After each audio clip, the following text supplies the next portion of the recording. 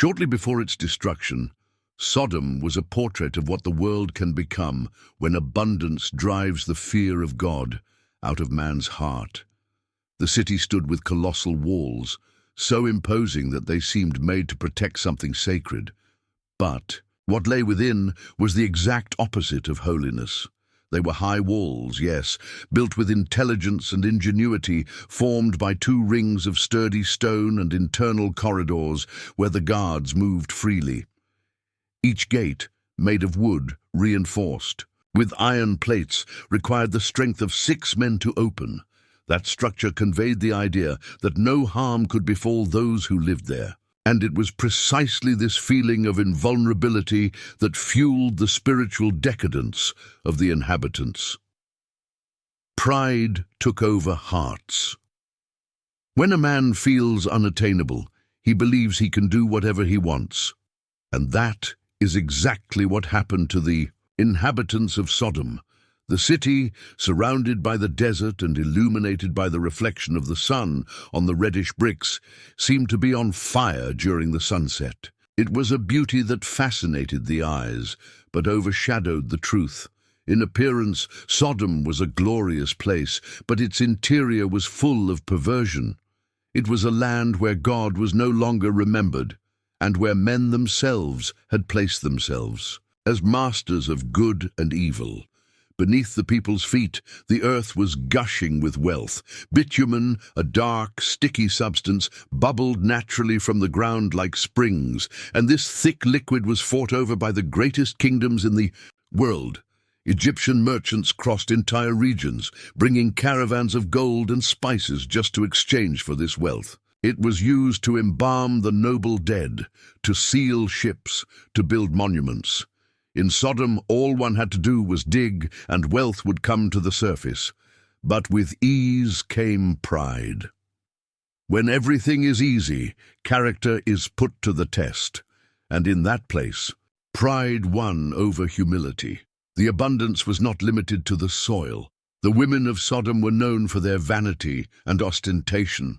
It was not enough to possess gold. They had to carry it on their bodies in exaggerated quantities. Researchers have discovered female bones with permanent marks caused by the weight of necklaces and anklets worn since childhood. Each step they took was accompanied by the jingling of jewelry, so audible that one could recognize the status of a family just by the sound its wife made when walking. But vanity was not their only trait. In Sodom, women had power. They could manage property, open businesses, and dissolve marriages, something rare at that time. But instead of using this freedom to build justice, many used it to deepen the city's vices. It was a freedom that, left unchecked, became an instrument of corruption. The clothes they wore on ordinary days would be considered scandalous anywhere else. Thin, translucent fabrics that left the body visible even in daylight. The clothes were made with such a refined technique that they could fit through a ring, and at night, under the moonlight, they seemed made of water. The shine of the clothes, combined with the gold of the jewels and the perfumes exuded by the skins dyed with liquid gold pigments, created a mesmerizing, almost supernatural scene. It was as if darkness had disguised itself as beauty to lure unsuspecting hearts. It was not uncommon for visitors to be enchanted by what they saw upon entering the city.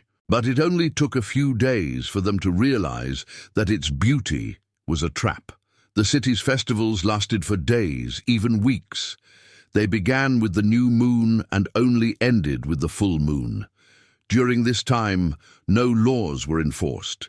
It was as if the entire city had fallen into a trance.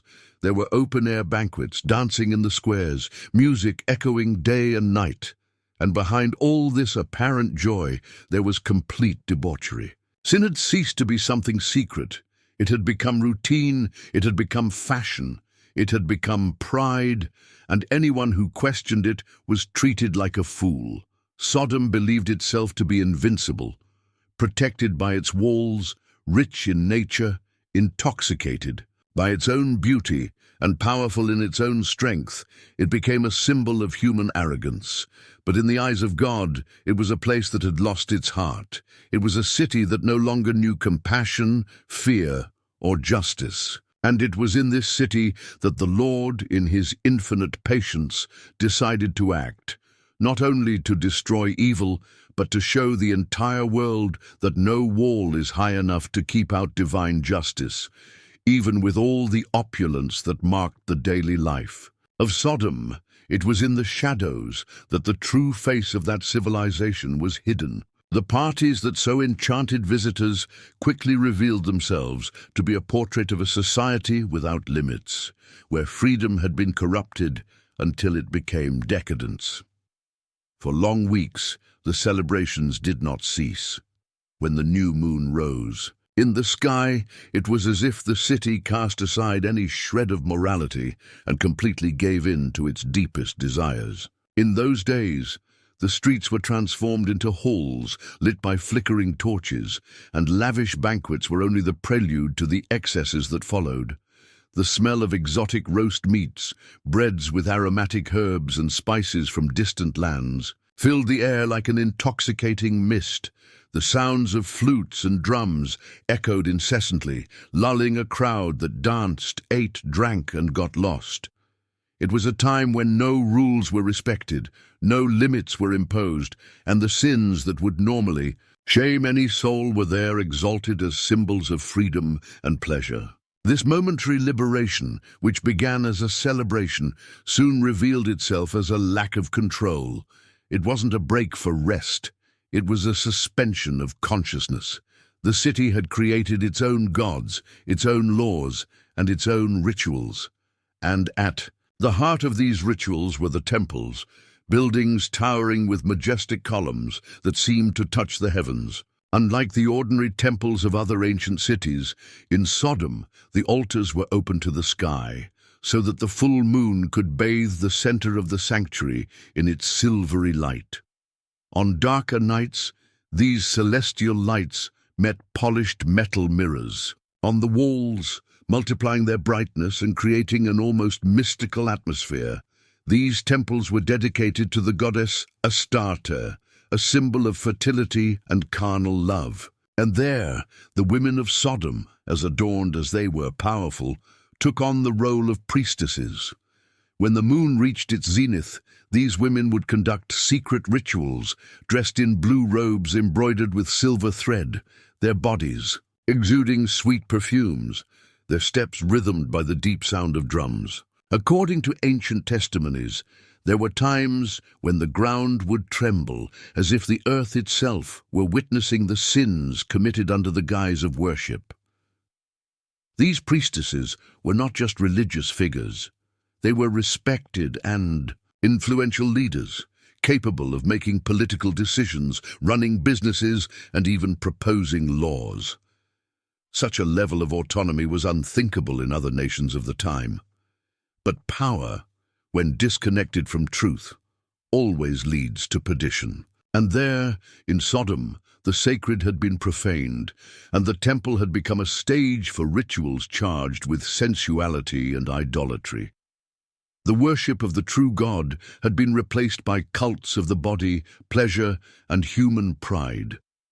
But perhaps the most shocking feature of that society was its laws. While in many ancient cultures hospitality was considered a sacred duty, in Sodom, helping a stranger was a crime. A traveler who arrived tired, hungry, hoping to find rest, was received with indifference, or even worse, with cruelty.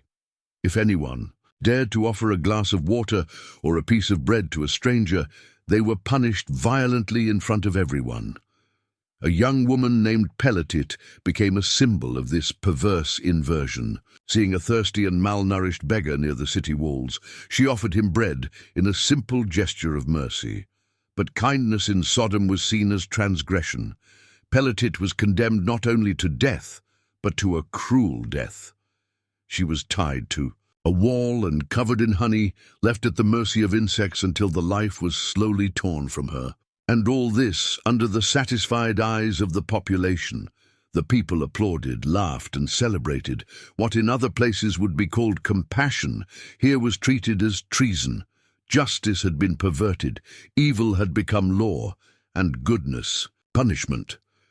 How could a city sink so low that it considered goodness something to be exterminated? The answer lies in the absence of God. When the Creator is removed from the throne of the human heart, another throne is occupied, that of self, pride in the flesh. Sodom did not merely ignore the truth, it hated it. It did not merely reject goodness, it fought it. The city had created a culture in which evil was a source of pride and compassion a crime. It was a society in which love had been replaced by mockery and justice by brutality. Sodom had crossed the point of no return. There was no longer any repentance.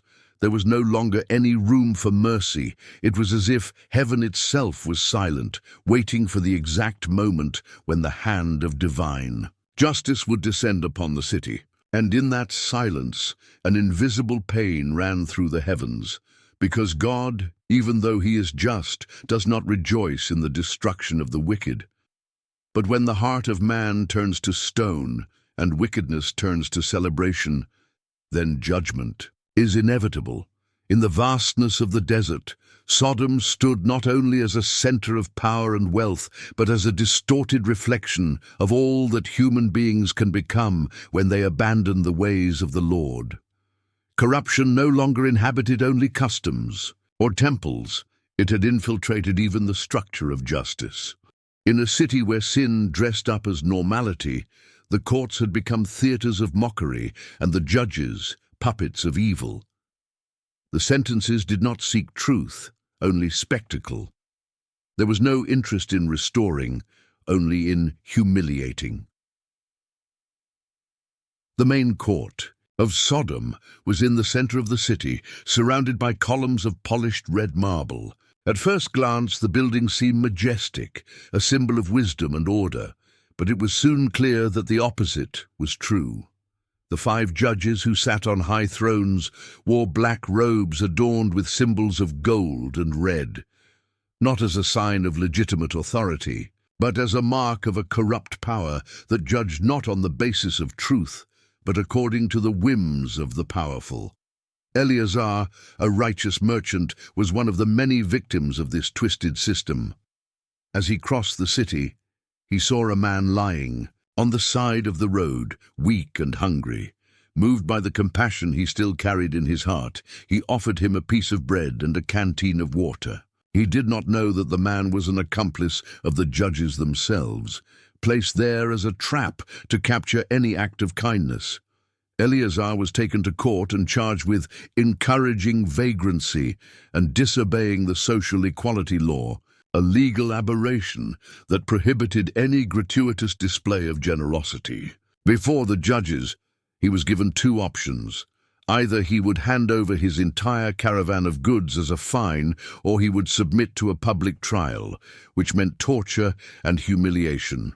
He handed over everything he owned, only to find that the same caravan would be divided between the judges and the accomplices of the ambush.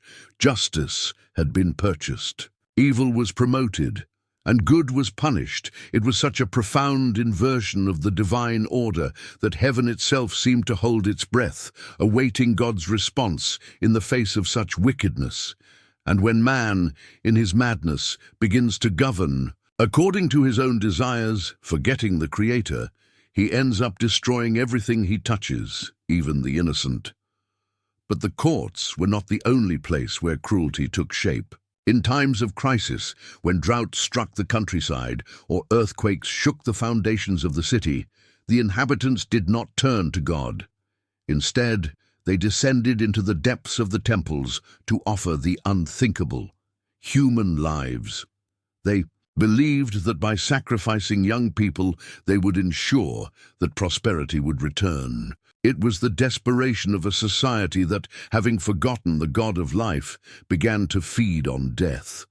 The priests descended spiral staircases into a dank, silent underground chamber. The darkness was broken by torches of blue fire fueled by mineral. salts from the Dead Sea. In the center stood an altar of black stone, carved with channels to drain the blood of the victims.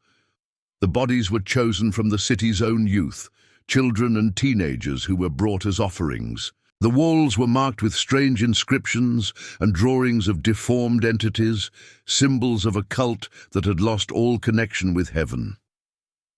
Around the altar, drums beat in a deep, steady rhythm, like the beating of a dying heart. The chants of the priestesses and priests mingled with the muffled cries of those who would be sacrificed.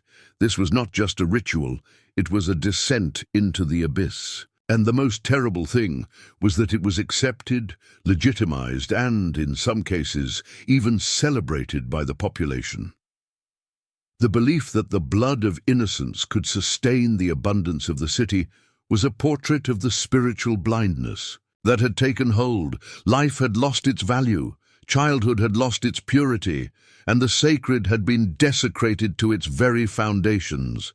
It was as if every act committed in that place cried out to heaven for justice. Every drop of blood spilled, every unjust sentence handed down, every young person thrown on the altar of greed was like a silent scream, crossing the centuries and echoing before the throne of God.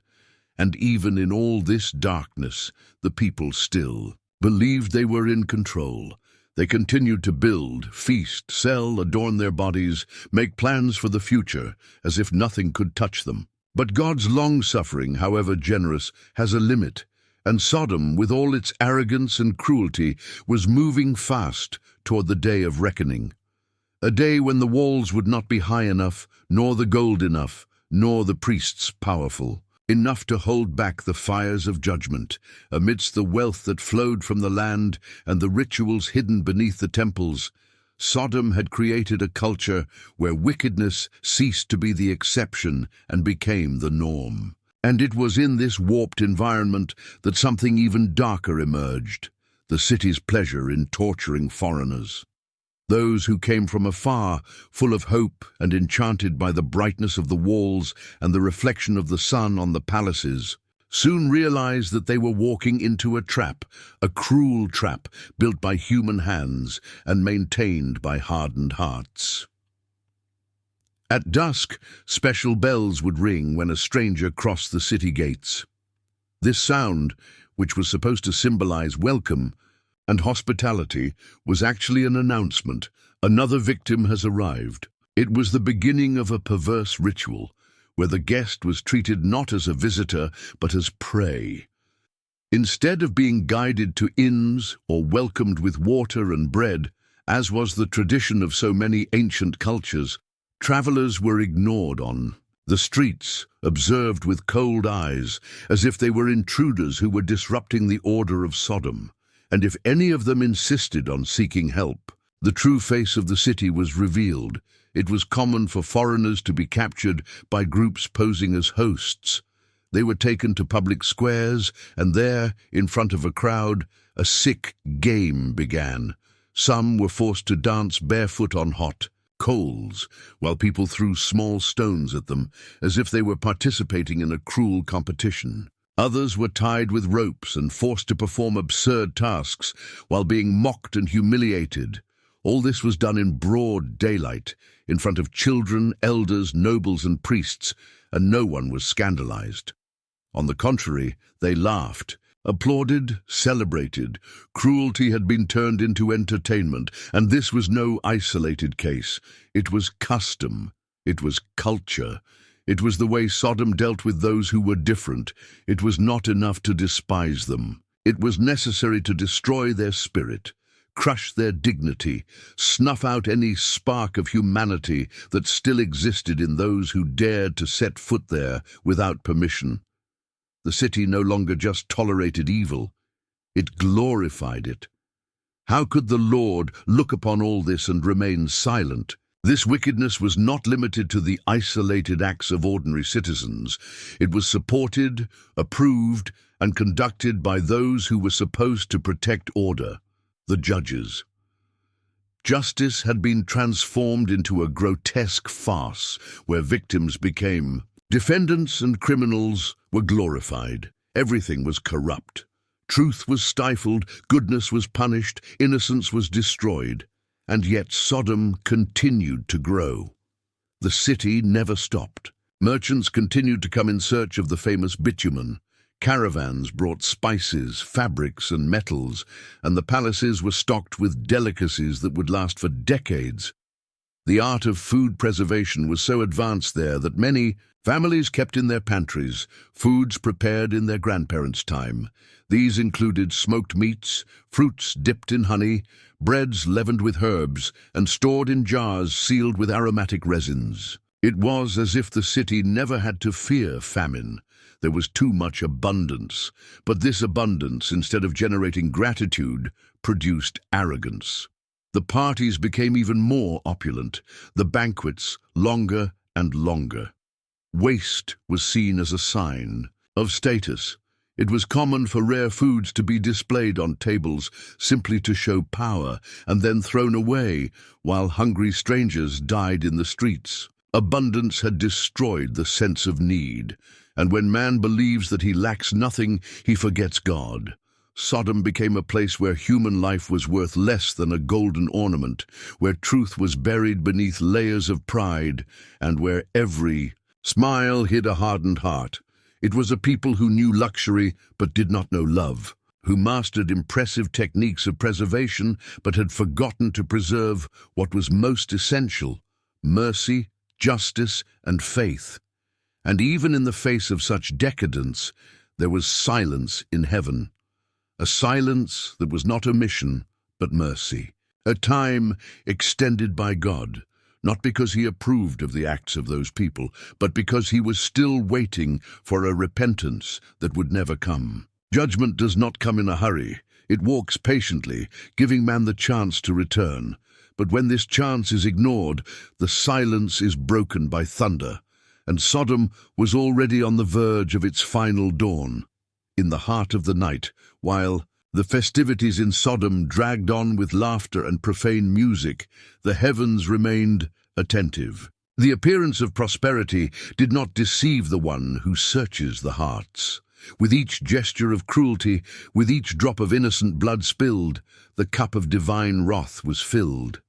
And yet, even in the face of blatant wickedness, the Lord offered signs, silent warnings, small shocks that should have awakened consciences. But Sodom, blinded by its pride, no longer saw, no longer heard, no longer cared. It was then that something unexpected began to happen. A phenomenon that for a long time was treated as myth, legend, or exaggeration. But centuries passed, and modern scholars began to find traces that could not be ignored. In the region near the Dead Sea, scientists and archaeologists discovered signs of sudden and violent destruction.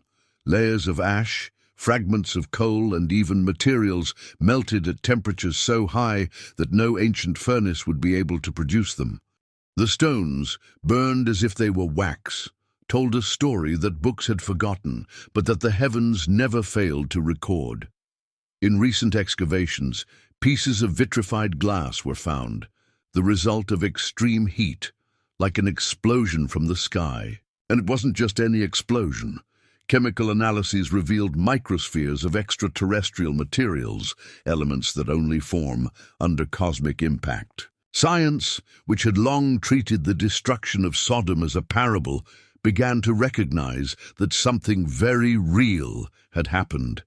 The chronology of the layers of ash coincided exactly with the time of Abraham. It was as if the biblical narrative, so often questioned, had finally been confirmed by precision instruments thousands of years later. One of the most widely accepted theories today suggests that a small asteroid or comet, as it approached Earth, exploded in mid-air over the Vale of Sodom, the same valley where Sodom and Gomorrah flourished. This airborne explosion would have released a wave of heat more intense than the surface of the sun, incinerating everything within seconds. The pressure would have flattened buildings, stones would have crumbled into dust, and a mushroom cloud would have risen into the sky, visible for miles, seeming to touch the stars, just as Genesis describes when Abraham saw smoke rising from the earth as from a furnace. What's more, the region's highly saline soil reacted to the impact with an even more peculiar phenomenon. The violent heat crystallized bodies and structures in salt. Even today, some salt formations near the Dead Sea vaguely resemble human forms, like statues twisted by suffering. Could they be remains of the tragedy? Could they be signs left by God, not only for those who lived at that time, but for future generations? The story of Lot's wife who looked back and was turned into a pillar of salt takes on new weight in light of these discoveries. It is not just a punishment, but an eternal warning. When God tells us to move forward, we cannot hesitate or look back with regret at our sin. Lot's wife was judged not just by a look, but by everything that look represented. A divided heart, still attached to the life that God was destroying. This impact was so profound that it was not confined to the Hebrew tradition. Many ancient cultures recorded similar stories: cities destroyed by fire from heaven, divine punishments for immorality, deserts formed in a single night. Sodom became a universal symbol of warning, a name associated with corruption that exceeded the limits of divine patience. And yet, even with all this evidence, the modern world, so advanced in technology, often chooses to ignore the signs of the past. But the truth remains: Sodom fell not only because of its actions, but because of its refusal to repent. Its people were not destroyed by ignorance, but by rebellion. There was no lack of signs, there was no lack of opportunities. What was missing was a heart willing to turn to the Creator. In our day and age, when so many nations live surrounded by wealth, technology, and security, the example of Sodom reappears as an uncomfortable mirror. Because ruin does not begin with earthquakes or fires, but with the silent distancing of oneself from God. First, truth is abandoned, then mercy is despised, and finally, the altar of one's own vanity is erected, as if man were his own God. But the throne of the Most High remains firm, and his justice never fails. At the dawn of judgment, when the angels of the Lord descended upon Sodom, they did not come as guests or onlookers. They came as bearers of an irrevocable sentence. The city, with its golden palaces, its endless parties, and its imposing gates, was about to learn the fragility of everything it had built without God. It was the day when the walls would not protect, the priests would not intercede, and not all the bitumen in their entrails could extinguish the wrath that rose from the throne of the Most High. Lot, Abraham's nephew, still lived there, although his heart was already feeling the weight of the corrupt environment. A righteous man. Among the wicked, he tried to protect his home, his family, his soul. And that night, when two angels arrived in the city disguised as travelers, he was the one who welcomed them, insisting that they take shelter under his roof. He knew what could happen to those who slept in the streets of Sodom. He knew what his city had become. Lot's hospitality was a breath of kindness in a place where compassion had been declared the enemy. But the men of the city soon learned of the stranger's arrival. They surrounded the house. They knocked on the door furiously.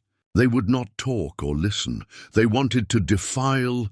They wanted to humiliate. Sodom's sick desire was so deep that not even the heavenly messengers escaped their thirst for impurity. Lot, desperate, tried to contain them. He cried out for respect.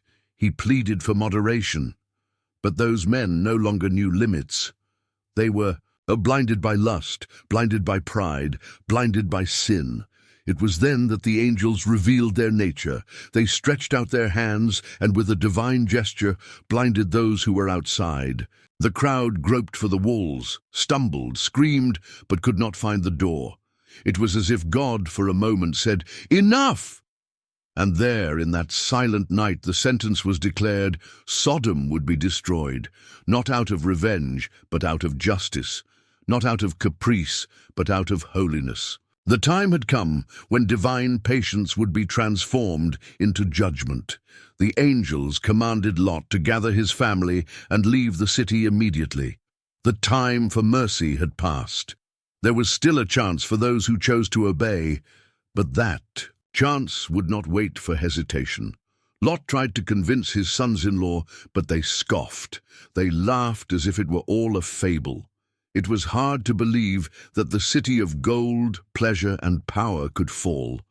And because they did not believe, they were left behind. For those who do not believe in judgment do not prepare for it. And those who do not prepare are consumed with everything they tried to preserve. As they fled, as the first rays of sunlight were tinging the sky, Lot, his wife and his daughters left Sodom, guided by the hand of angels. The warning was clear: do not look back, because repentance requires a break. It is necessary to leave the past behind and move forward, even when the past shines and seduces. But Lot's wife hesitated. Perhaps she was thinking about her adornments, her friends, her banquets. Perhaps her heart was still attached to the golden streets of the doomed city. She looked back, not with her eyes, but with her soul. And in that instant, she was transformed into a pillar of salt. The destruction came with force and precision. Fire and brimstone fell from the heavens like burning rain.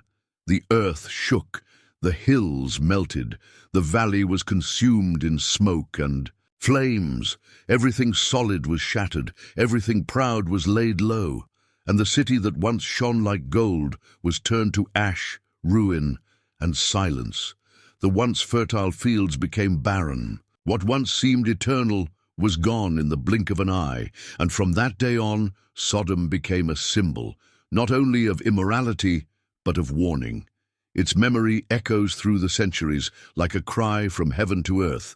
Do not despise the patience of God, for it is not weakness, but chance. What destroyed Sodom was not just the practice of evil, but the refusal to turn from evil.